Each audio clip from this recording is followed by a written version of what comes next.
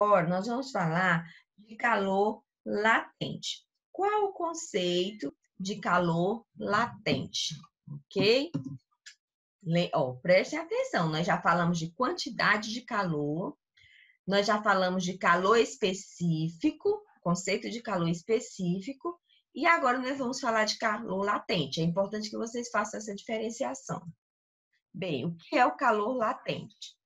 Calor latente é a quantidade de energia térmica que é absorvida ou cedida por um corpo durante uma mudança de seu estado físico. Isto é, a quantidade de calor por unidade de massa necessária para que ocorra alguma mudança de estado físico do corpo. Então, o calor latente vai ser essa energia que vai ser doada ou que vai ser absorvida, né?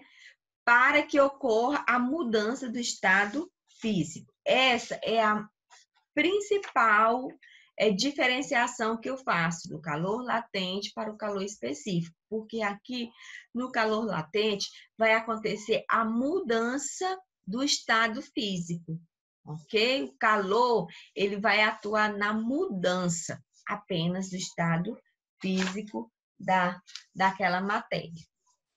A unidade de calor, no calor latente, é calorias por gramas. Aqui já não tem graus Celsius, ok?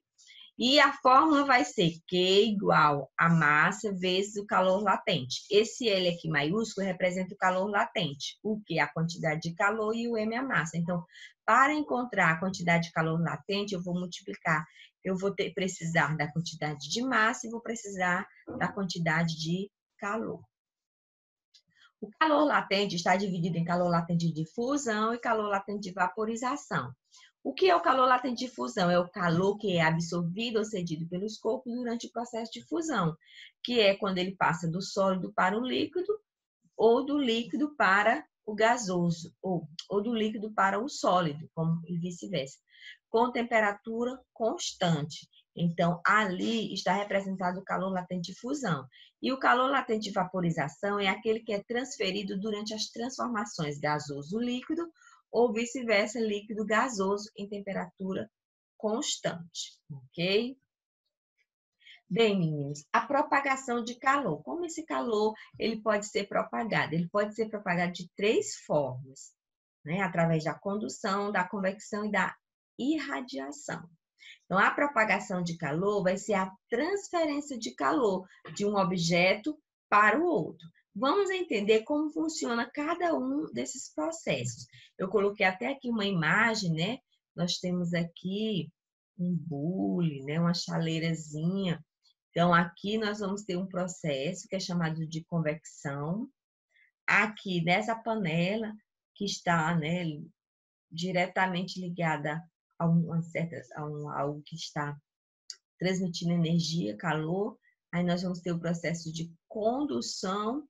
E aqui, representado por essas setinhas vermelhas, nós vamos ter o processo de radiação. Vamos entender cada um desses processos, como que cada um acontece. O processo de condução. Olha o que o nome já diz, condução.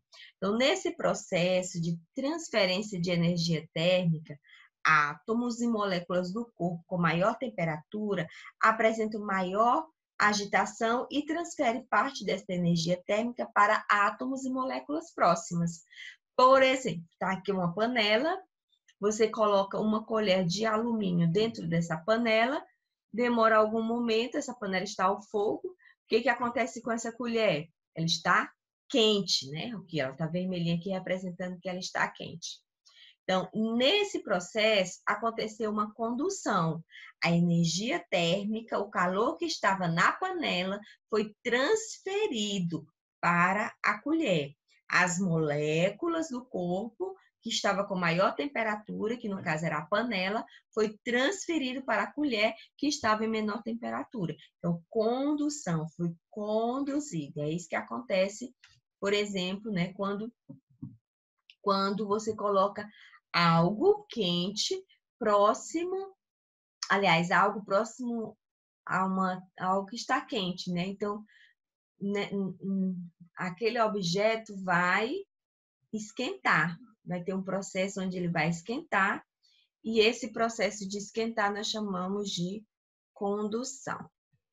Outro exemplo que nós podemos dar desse processo de condução é o ferro de passar. Quando você está passando uma roupa, as moléculas que estão no ferro, que está quente, é passado para a roupa, não é?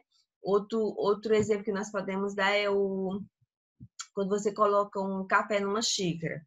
Então, o café está quente, e aí se você pegar na parte externa da xícara, a xícara também está quente. Por que a xícara está quente? Porque a temperatura, não é, o calor que estava na xícara foi passado para que estava no café, foi passado para o lado externo da xícara. Ok? É só vocês lembrarem. O processo de condução térmica é aquele que é transferido, que é conduzido, que é passado pelo contato de um objeto com o outro. A propagação por convecção térmica é um processo de transferência de calor que envolve a formação de correntes cíclicas por causa da diferença de temperatura entre as partes superiores e inferiores. Como eu mostro aí nessa imagem, né? Acontece uma corrente cíclica. As camadas, né, superiores, elas vão descendo para a camada inferior e assim todo o conteúdo vai sendo esquentado, né? O processo de transferência de calor. Isso também vai acontecer, meninos, na geladeira, no ar-condicionado, no aquecedor, no aquecimento, né, de líquidos numa panela, que é o exemplo que eu estou colocando aqui para vocês. Então, vai acontecer a partir da formação de correntes cíclicas naquele corpo, naquele objeto, naquela substância.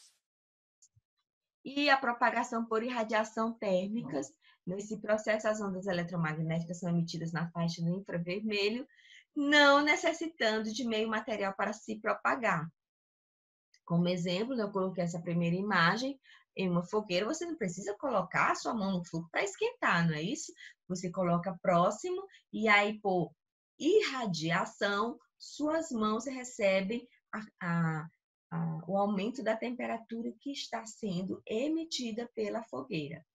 E hoje também nós usamos esse processo de irradiação térmica muito, né? Nesses detectores de energia que a pessoa põe perto, né, do seu braço, da sua testa, e só por aproximação a pessoa consegue identificar a temperatura do seu corpo. Então, a irradiação não tem contato, ela tem uma aproximação, mas mesmo assim há a propagação daquele calor, daquela temperatura. Ok, meninos? Então, hoje nós ficamos com essas duas partes, né? O calor latente, o que é o calor latente, a fórmula do calor latente, que vocês não podem esquecer, e os três tipos de propagação de calor, que é por condução, convecção e por irradiação. Tudo bem com vocês? Então, qualquer dúvida, coloque aí no grupo para nós estarmos tirando todas essas dúvidas que vocês tiverem. Ok? Depois nós vamos continuar falando de equilíbrio térmico. Então, um cheiro, até a nossa próxima aula e que Deus abençoe a cada um. Tchau!